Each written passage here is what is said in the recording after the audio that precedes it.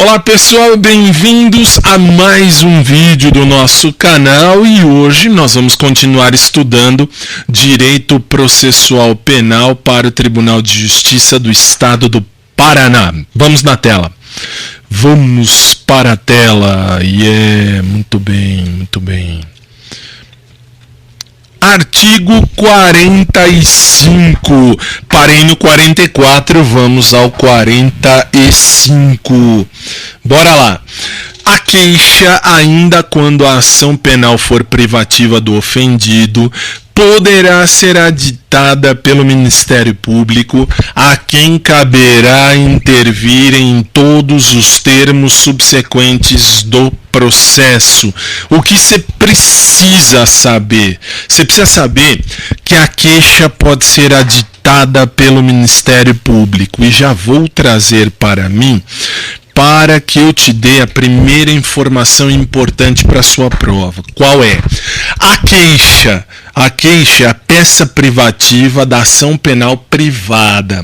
Ótimo. Ou a ação penal privativa do ofendido, como você viu aí no artigo. Ótimo. E aí, a queixa, quem faz é o ofendido. Mas o Ministério Público pode aditar a queixa, ou como eles colocam na sua prova, o Ministério Público pode acoplar mais matéria, ou ainda acrescer detalhes à queixa. Pode, sem problema nenhum. Lembra, o Ministério Público, ele funciona como custos legis. O que é custos legis? É a pessoa, vamos chamar assim entre aspas, que vai auxiliar no processo. É aquele que auxilia na correta aplicação da lei penal dentro do processo. Ótimo, por isso custos legis. Mas se ele é custos legis, por que ele pode aditar? Quando ele tem certeza, vamos dizer assim, daquilo que ele vai colocar ali, o MP pode e vai acrescentar. E aí vem um detalhe. Lembre-se, aliás, no slide de baixo você vai ver que a ação penal privada subsidiária da pública, na privada subsidiária da pública, o Ministério Público dormiu no ponto, mas ele tem legitimidade como em qualquer outra ação, para aditar, para acrescentar, para colocar mais gente, inclusive, no processo. Detalhe, ele só pode... Aí vem o detalhe da sua prova, pelo amor de Deus. Qual? Na ação penal privada, o Ministério Público vai aditar a queixa. Isto é, só vai colocar mais detalhes, ou vai colocar mais um crime e tal. Ok. Na ação penal privada, subsidiária da pública, lembra, é aquela que o Ministério Público dormiu. Se o Ministério Público dormiu no tempo e não fez o que tinha que fazer, o particular ingressa com a queixa, que é a peça principal da ação privada, mas o Ministério Público tem total legitimidade para aditar e aí está o detalhe. Ação penal privada subsidiária da pública, eu tenho o detalhe que o Ministério Público pode acrescentar co-réus. Isto quer dizer, o Ministério Público diz assim: olha, você é o autor, tudo bem, você ingressou com a ação, eu esqueci, você ingressou com a ação, tá bom. E aí eu, Ministério Público, como eu esqueci, eu vou aditar, vou acrescentar. Mas eu sei que não foi só esse cara que cometeu o delito. Quem mais estava lá? A mulher do cara. Putz, professor, eu esqueci. Tá bom, você esqueceu. Na ação penal privada subsidiária da pública, o Ministério Público acrescenta. Ele vai colocar ali o o cara, enfim, é o autor, mais a mulher. Professor, por que ele não faz na privada? Na ação privada exclusiva, ou na ação privativa, vamos chamar assim, só o querelante pode colocar réus. Só. O aditamento de co-réus só cabe na ação penal privada subsidiária da pública. Lembre disso. Isso é um fator determinante de questão de prova da galera do Sul, especial Paraná, que estamos falando nesse vídeo. A ação privada, já falei, o Ministério Público é custos legis, já te disse. Ele não tem legitimidade para aditar. Ele não tem, mas ele pode. Por isso ele não pode colocar co-réu. Não pode. Ele vai apenas aditar, acrescentar fatos, acrescentar crime e tal, detalhes, enfim, vai capitular o delito, mas ele não acrescenta co-réu. Por quê? Porque eu estou falando do princípio da oportunidade. Princípio da oportunidade. O Ministério Público tem essa oportunidade de ingressar com aditamento, mas na ação privada ele não pode substituir a vontade da vítima. A vítima é a única que pode ingressar. Exemplo de hoje, dia 27 de abril de 2017, 7 horas e 49 minutos da noite. Qual é o exemplo? O exemplo é o caso do José Maier. Agora eu não erro. No último vídeo eu falei José Wilker, obrigado a você que me corrigiu, eu nem lembrei, fui falando. É José Maier. José Wilker já está do outro lado da vida. José Wilker, não, José Maier, ó, quase que eu erro de novo. José Maier, ele fez lá o que fez com a moça, tal. A moça hoje, a defensora pública no Rio de Janeiro, assinou um termo dizendo que a moça não vai processar o José Maier. Professor, pode isso? Pode. É uma ação penal privada. Ela não quer, ninguém vai. Professor, mas ele fez merda com a mulher. Não importa. Ah, mexeu com uma, mexeu com todas, então isso não existe. Não, isso é outra história. O princípio da oportunidade é a vez da moça.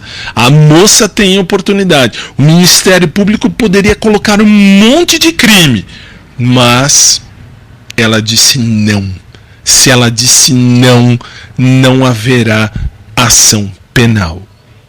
E aqui, neste caso, o Ministério Público pode aditar. Bom, já falei tudo o que eu deveria falar deste artigo. Ótimo.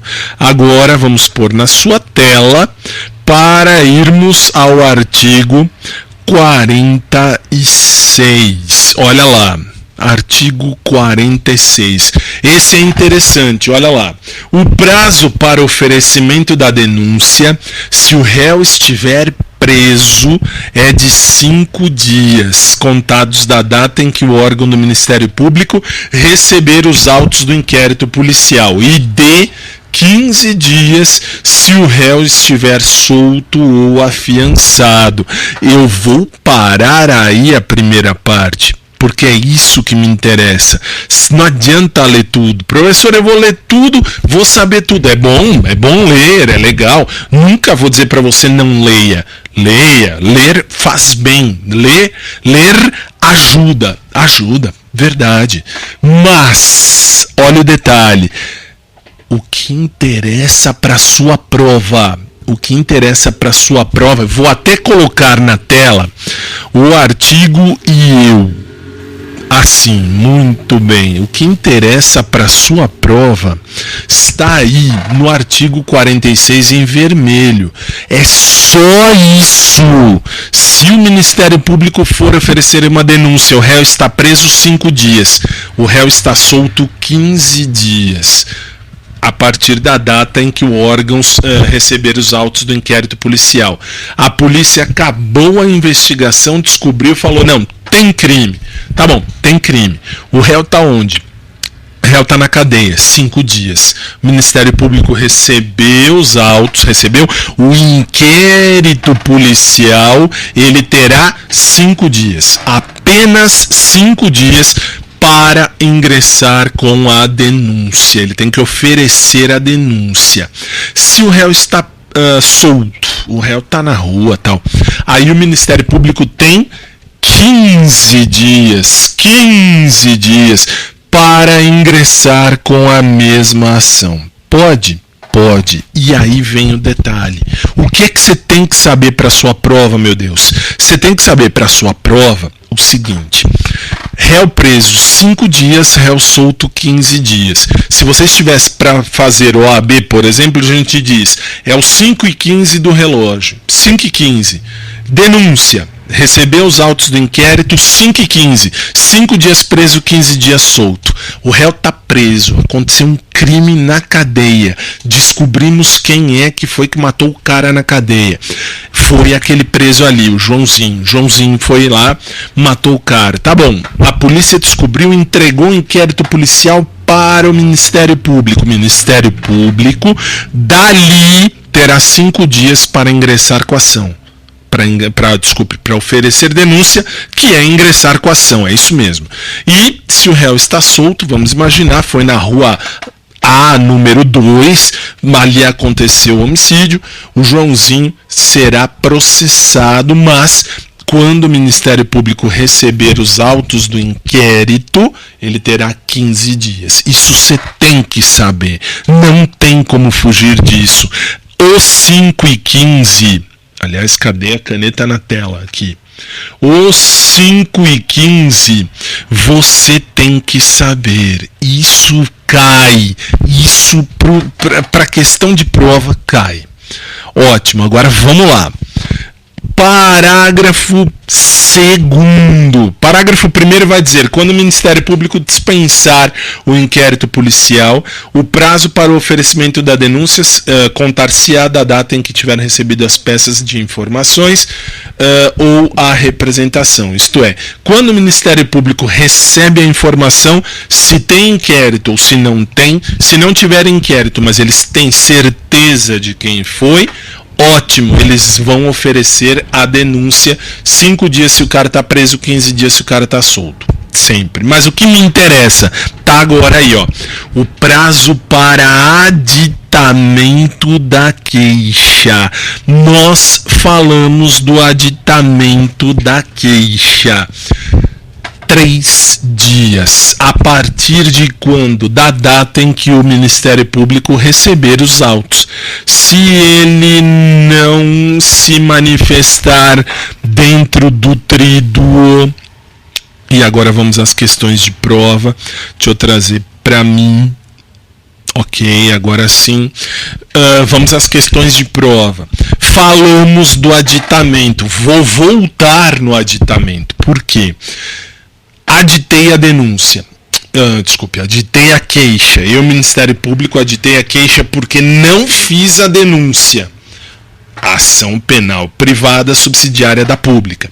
Aditei a queixa porque eu não fiz a denúncia. Eu tenho um prazo de 3 dias quando o processo chega na minha mão, eu, Ministério Público. Ótimo. Qual é o detalhe? Na prova eles vão colocar tríduo. Professor, tríduo é o quê? 3 dias. 3 dias da data em que ele recebe os autos. Ele recebeu, vamos imaginar, ele recebe o processo. Isso aqui é um processo, tá bom, tá na mão dele. Ele vai dizer, puxa, eu vou agora ingressar com a queixa. Tá bom, com a denúncia. Isso aqui é inquérito policial. Aí tá bom. O Ministério Público recebe e diz, puxa, vou ingressar com a denúncia. Ele oferece a denúncia. Tudo bem, ofereceu. Professor, aqui está o inquérito policial. Ele não ofereceu a denúncia. O particular vai me contrata, fala assim, Fábio, eu vou, tá aqui, você pega, ou melhor, você pega o meu caso, eu, enquanto advogado, eu não trabalho com a área penal, mas o que é que eu faço? Vou à delegacia, vou à delegacia, não, desculpe, vou ao Ministério Público e converso com o promotor, não vou pegar, porque não vão me dar. Aí ele diz, puxa, esqueci, não tenho nada. Ou ainda, pior, vou direto à justiça e digo, juiz, o inquérito policial tá com o Ministério Público, eles não fizeram nada. O juiz oferece a denúncia, ou melhor, oferece não, ele recebe a queixa. Ao receber a queixa, ele vai falar com o Ministério Público, que está com o inquérito. O que acontece? O Ministério Público terá 3 dias para se manifestar. É o tríduo. Ele não se manifestou, ele calou a boca, ele ficou quieto. Quem cala, consente. Isto é, quem cala, percebe que não tem nada para fazer. Então, o juiz toca o pau. E aí o que acontece? O que se tem que saber? Você tem que saber se o Ministério Público não fizer nada, se o Ministério Público não se pronunciar, significa ele não quer aditar. Professor, vamos imaginar que o Ministério Público esqueceu de aditar, passou o 3º dia, no 4º dia ele fala, puxa, eu vou aditar. Não vai aditar nada. Passou 3 dias, o Ministério Público vai aditar nada. 0. Ótimo. E daí? E daí o que acontece é que o processo toca pau. 3 dias. Quando o Ministério Público tiver a chance de falar nos autos, quando, como eles colocam na prova, quando o juiz despacha dizendo vistas ao Ministério Público, quando o Ministério Público recebe o processo para ter vistas, e ele vê ali a queixa, ele tem 3 dias para aditar, para acrescentar alguma coisa da queixa. Se for na subsidiária da pública, lembra, adita a queixa e coloca corréu. Professor, não é da subsidiária, é da privativa. 3 dias, acabou, só vai aditar se quer, não quer, não quer. Ótimo. Vamos seguir. Vamos prosseguir. Artigo não, agora já vamos... Opa, aqui. Muito bem. Já vamos para a questão. Coloquei no ar, né? Fiz tão automático que eu nem vi. Coloquei no ar, sim. Vamos à questão de concurso. Olha o detalhe da questão. O prazo para o Ministério Público aditar a queixa na ação privada subsidiária ou exclusiva é ação penal privada, só. Contado da data do recebimento dos autos, será de 3 dias. É claro, acabamos de ver. Isso cai na sua prova. O prazo é de 3 dias. Está aqui, 3 dias. Professor, 3 dias? 3 dias. Putz. Cai. Artigo 47. Veja lá. Se o Ministério Público julgar necessário maiores esclarecimentos e documentos complementares ou novos elementos de convicção, deverá requisitá-los diretamente de quaisquer autoridades ou funcionários que devam ou possam fornecê-los. Deverá, isto significa, se o Ministério Público tem alguma dúvida, e ele precisa sanar a dúvida, ele vai buscar esse documento. Aonde? Ele vai buscar de qualquer autoridade ou qualquer funcionário que deve fornecer ou que pode fornecer. Detalhe, a requisição está no artigo 129 da Constituição e também na Lei Orgânica do Ministério Público, que nós vamos estudar, não cai na sua prova, mas nós vamos falar aqui no canal, mas tudo bem. O que eu preciso que você saiba? E eu preciso que você saiba, é aqui que eu preciso, que é assim, o Ministério Público ele está investigando para ver se ele vai oferecer a denúncia ou não. Ele tem dúvida, ele tem questionamento, ele não tem certeza. Então ele vai fazer o quê? Não é pedir, ele não pede nada, ele vai requisitar. Isto quer dizer, ele vai mandar, ele vai obrigar. Na requisição é uma espécie de ordem, ele está ordenando. Por que é uma espécie? Porque quem requisita normalmente é o juiz, mas o Ministério Público tem esta prerrogativa funcional de de requisitar o documento.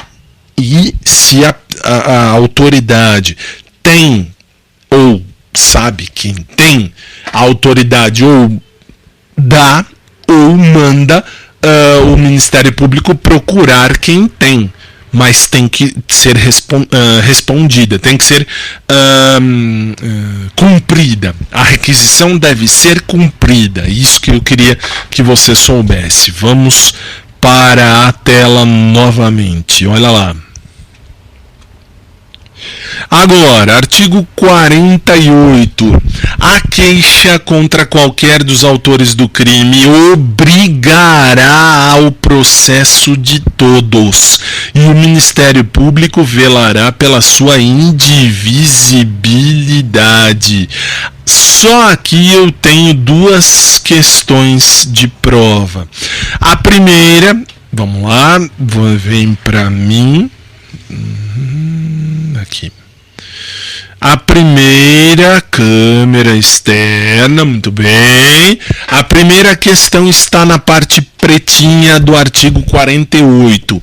Por quê? Porque a queixa, direito à queixa, a queixa é a peça da ação penal privada, quer seja ela subsidiária da pública, quer seja ela exclusiva.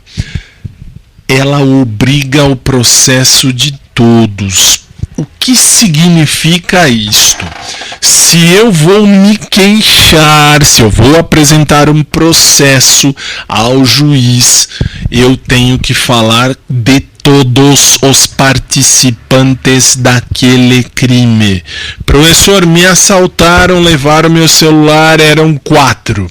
Tinha 3 no carro, um saiu do carro lá correndo, levantou a arma, vai, perdeu, passa. Tá bom, eu só processei um. O que acontece? A segunda parte, o Ministério Público vai fazer a observação, ele vai verificar se todos foram processados. Como assim vai verificar? Como é que ele sabe quantos são? Pelas investigações, o Ministério Público pode aditar a queixa, mas só pode apresentar co réu quando é uma ação penal privada subsidiária. E aí, neste caso, o Ministério Público vai olhar sobre esta indivisibilidade.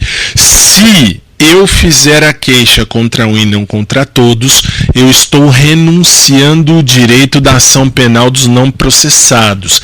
Isto é, aí vem o detalhe. Eu processei um.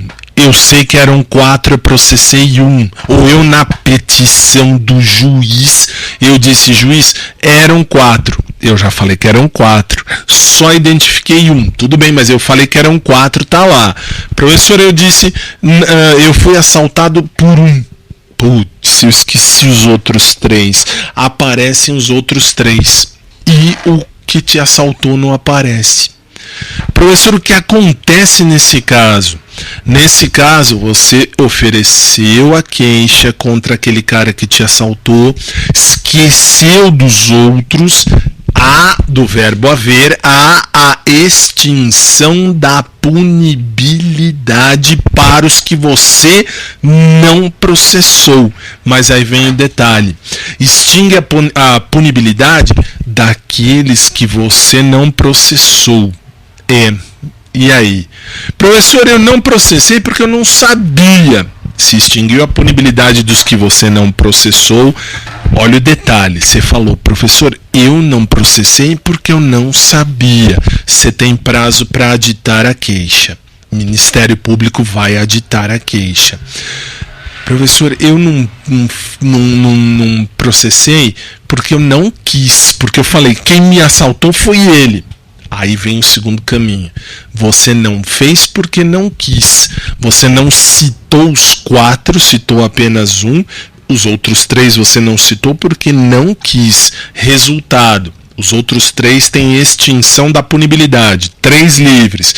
O 4 que você processou, ele vai ser abarcado, ele vai ser abraçado, ele vai ser acolhido, ele vai ser recepcionado pela extinção da punibilidade. Resultado, ninguém vai preso. Ok? Espero ter sido claro. Tomara. Vamos a uma questão de concurso público. Veja só. Deixa eu pôr na tela. Na tela. Muito bem. Olha lá. Veja só. Quando a ação penal, e ela se denomina ação penal privativa do ofendido, o Ministério Público não poderá velar pela indivisibilidade. E aí? Ação penal privada ou privativa do ofendido. O Ministério Público sempre, ele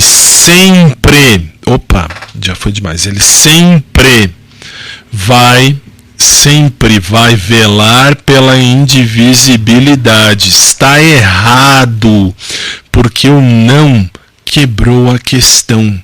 O Ministério Público sempre vai velar pela indivisibilidade. Isso cai na sua prova. Por favor, lembre disso, porque o princípio da indivisibilidade é aquele que garante a que garante o processo, vamos falar assim, para todos os acusados. Muito bem. Artigo 49. A renúncia ao exercício do direito de queixa em relação a um dos autores do crime a todos se estenderá. Já falamos disso, veja só. Se eu renunciar à queixa em relação a um, que baste este um ser renunciado, todos serão renunciados. Você está abrindo mão de processar a todos. Você tem que falar de todos os que fizeram, os que são responsáveis, vamos chamar assim, pela situação atual do processo. Muito bem, pelo crime em si, vamos chamar assim. Artigo 50. A renúncia expressa constará de declaração assinada pelo ofendido por seu representante legal ou procurador com poderes especiais. Por que eu risquei o parágrafo único? Porque ele dizia que a renúncia do representante legal de menor que houver completado 18 anos, não privará este do direito de queixa, nem a renúncia do último excluirá o direito do primeiro.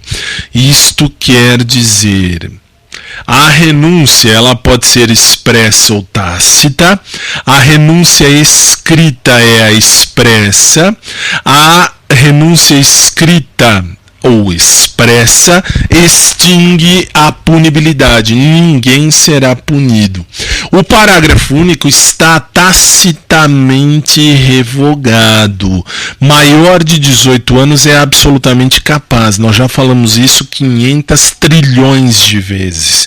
E por isso não tem legitimidade mais concorrente. Isto é, se o cara era menor e aí ele completou 18 anos, ele não privará o representante de fazer a queixa nem a renúncia. Dizia de uma maneira mais, deixa eu vir para mim, de uma maneira mais genérica, você viu comigo que dizia o quê? A situação da maioridade naquela época era dos 18 aos 21, a pessoa era o relativamente capaz. Era aquele que precisava ter a ratificação tal. Hoje não. Com o Código Civil de 2002, aliás, de 2002, o maior de 18 anos já é capaz e pronto, e acabou. E aí não tem o que discutir. Então, não tem essa história de era menor, fez 18 anos, a vítima fez 18 anos, não pode renunciar se ela não falar com alguém, se alguém não assinar junto. Não. A renúncia, ela é expressa, você viu aí. A renúncia expressa constará de declaração assinada pelo ofendido por seu representante legal ou procurador com poderes especiais. A renúncia, ela tem que constar, ela tem que ser escrita e pode ser assinada pela vítima, o ofendido ou representante legal, se for um menor de idade, e procurador, um advogado com poderes especiais. Aí vem o detalhe. Que detalhe? A renúncia ela será expressa quando for escrita. Então, eles podem colocar na sua prova. A renúncia é escrita, ou melhor, a renúncia escrita é aquela que extingue a punibilidade. Verdade, é a renúncia expressa. A renúncia expressa é a renúncia escrita. E sim, ela vai extinguir a punibilidade. Ok? Vamos prosseguir. Na tela de novo.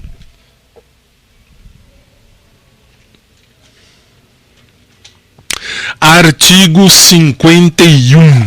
O perdão concedido a um dos querelados aproveitará a todos, sem que produza, todavia, efeito em relação ao que o recusar. Muito bem. Olha lá. Vejamos. O que é que eu preciso te explicar aqui? A questão típica da prova, que cai 597 milhões de vezes, que vai dizer assim: o perdão que é concedido a um daqueles que está dos querelados deverá necessariamente aproveitar a todos. Está errado. E muito errado. Por quê? Porque não vai dever necessariamente a aceitação de todos. Por quê? Porque eu posso falar assim: não aceito o seu perdão, não quero saber, não aceito o seu perdão. Você está me perdoando, você me perdoou, você me perdoa, mas você não é Deus. Só aceito o perdão de Deus. Tá bom, pode. E o que acontece com o cara que não aceita o perdão? Não há a extinção da punibilidade. Para os demais há. Se foram os 4 que te assaltaram, você fala: puxa, eu vou perdoar todo mundo, vai, tudo bem, me devolveram o celular, tá bom, tudo bem. O que te assaltou diz assim: quer saber, eu não vou aceitar seu perdão, eu te assaltei mesmo. Resultado, com a recusa desse perdão, não vão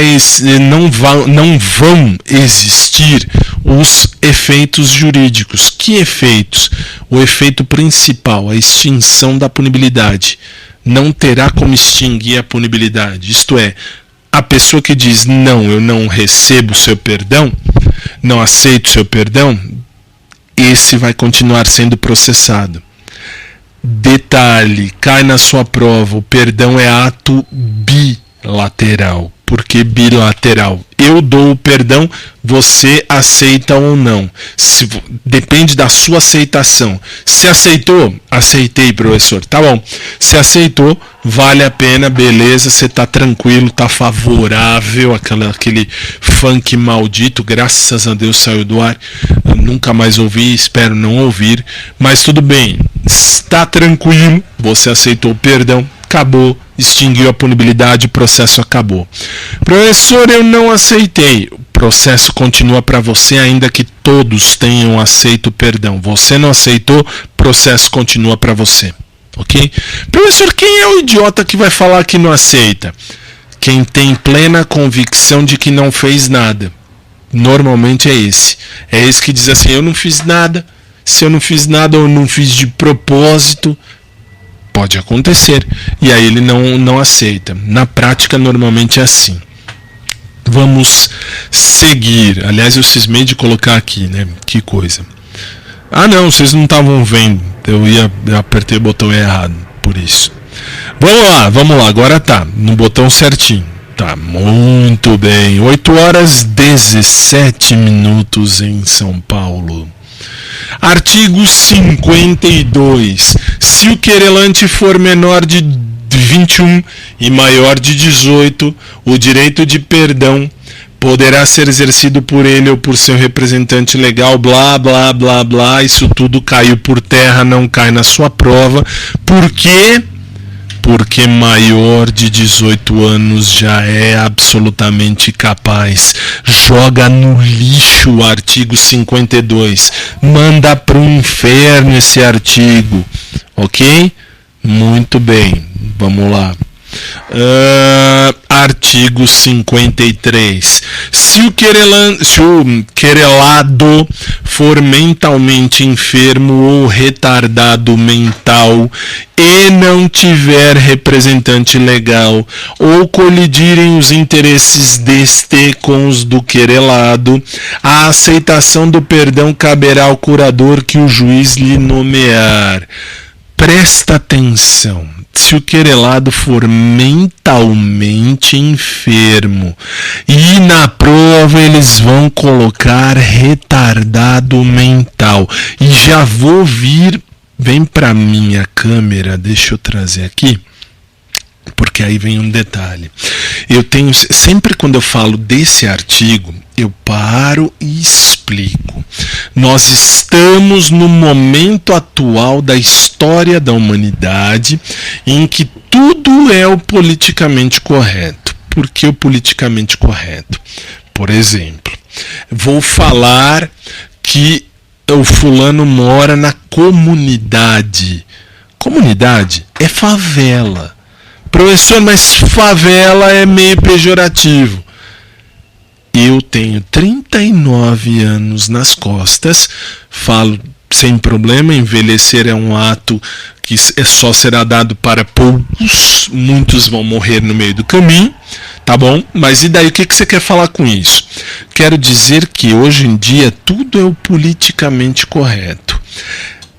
Na prova, eles vão levar isso ao pé da letra. E muita gente não vai lembrar do artigo 53. E aí eu te falo sem medo de errar. O que? Está na lei. Se o querelado for mentalmente enfermo ou retardado mental. Você não espera, e já te falo, não espere que eles coloquem lá, o querelado sofre de síndrome de Down e não possui advogado. Eles querem que você morra com o seu conceito. O conceito da lei é retardado mental. Não quero saber o que você acha ou deixa de achar. Professor, é o cúmulo falar em retardamento mental nos dias de hoje. Eu não quero saber. Eu não estou aqui para dizer o que é certo ou errado no politicamente correto. Eu estou aqui para passar o que cai na sua prova. E o que cai na sua prova é: O querelado é retardado mental e não tem representante legal. Quem deve aceitar o perdão? Quem deve aceitar o perdão é o advogado que o juiz indicar, ou leia-se, é o curador que o juiz colocar. E não me venha, eu já falo porque depois me mandam um WhatsApp até dizer chega. Professor, pelo amor de Deus, estava na prova retardado mental, isso não pode, isso está errado. Eu já estou falando, 8 horas e 22 minutos da noite, 27 de abril de 2017, você vai me mandar o WhatsApp quando chegar essa pergunta na sua prova e eu vou te mandar para o inferno com todas as letras garrafais maiúsculas se eu não falar, se esse WhatsApp eu não responder falando, eu quero que você vá para o inferno. Por quê? Porque a lei diz que é retardado mental. E tem gente, o pior é isso. Desculpem, agora tem que desabafar, porque o que cai na prova, sim. E meio mundo se sente ofendido porque colocou retardado mental. E aí me manda mensagem. E aí fala que tá errado e tal. E meio mundo... Tem gente que escreve na prova, porque tem que devolver o caderno de questão. E um ou outro eles leem, porque leem sim. E aí vem aquela coisa, eu me indignei, não respondi porque retardado mental não existe. Você foi retardado mental de não responder. Responda. Cai na sua maldita prova. Se o querelado for retardado mental e não tiver um representante legal, quem aceita o perdão? O advogado nomeado pelo juiz ou o curador que o juiz determinar. Pronto, acabou. Voltamos. Vocês não têm noção, eu estou sendo muito tranquilo nesse vídeo. Se você foi meu aluno no presencial em algum cursinho da vida que eu já ministrei aula, meu velho, você viu como eu estouro. Eu estouro na hora de falar disso. Ótimo. Na tela. E agora eu dei uma de Datena. Na tela. Olha lá. Artigo 53, o perdão é bilateral, a nomeação do curador, já falei disso, se não há o representante legal para o querelado. Artigo 54. Se o querelado for menor de 21, observar-se-á quanto à aceitação do perdão, não vai observar nada. O artigo está tacitamente revogado, já falamos. Artigo 55. O perdão poderá ser aceito por procurador com poderes especiais. Cuidado. Na prova eles trocam esse poderá por deverá. E não é dever, é um poder faculdade, é uma faculdade, é facultativo de aceitar-se ou não por um procurador com poderes especiais. Não é um dever, é uma faculdade, é uma opção aceitar se tiver expressamente dito por um advogado, por um procurador com poderes especiais. Procurador nem sempre é o advogado, claro que normalmente é. O instrumento de procuração, mandato com T de tonto, mandato com T de tonto. A procuração deve ter em seu interior poderes especiais para aceitar o perdão. Tem que estar escrito lá: o procurador poderá aceitar o perdão, blá, blá, blá, blá, blá. Muito bem. Vamos à questão de concurso e é onde eu vou terminar este encontro. Olha lá. O perdão nos crimes de ação penal privada não poderá ser aceito por procurador com poderes especiais. Acabei de falar que pode, está errado. O perdão pode ser aceito por um procurador com poderes especiais. Ótimo. Opa, aqui. E assim, agora sim. E assim, para você que não me assiste no ao vivo, eu coloco um ponto final na aula. Se você me assiste no ao vivo, a aula não acaba quando termina, mas para você que me assiste no gravado, no só a aula fica por aqui. Nós nos vemos na próxima. Se você está no ao vivo, eu já volto.